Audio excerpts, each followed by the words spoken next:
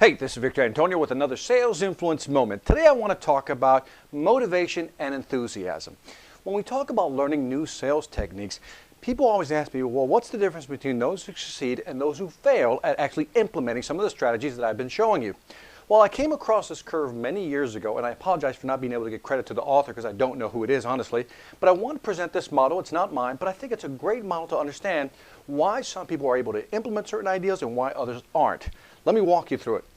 Here we have a graph. Up on the vertical axis, we have enthusiasm. Here we have time. So enthusiasm over time. Here's what happens. I teach you a brand new sales technique, and what happens is you get charged up, you get fired up. You say, okay, I'm going to do these things. I'm going to implement these sales techniques into my process. So what happens? You start out right here on your enthusiasm level, right? Some arbitrary point. And when you learn a new technique, you just kind of get all excited. We call this the excited phase. So you're excited about these new techniques.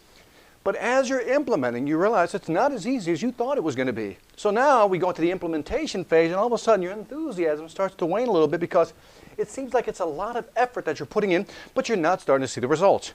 But if you hang in there, what begins to happen is that you start seeing results. And all of a sudden what happens is, what? You start seeing the results and your enthusiasm starts kicking right back up.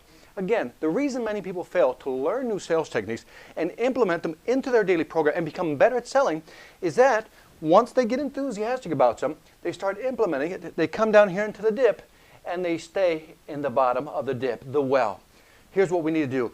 Once we implement new techniques, you got to push forward. You got to keep pushing it. Get excited about it, and eventually you'll start seeing the results, and guess what? Your enthusiasm will go up, and you'll want to learn more. This is Victor Antonio with another Sales Influence Moment reminding you, selling ain't hard when you know how. Take care.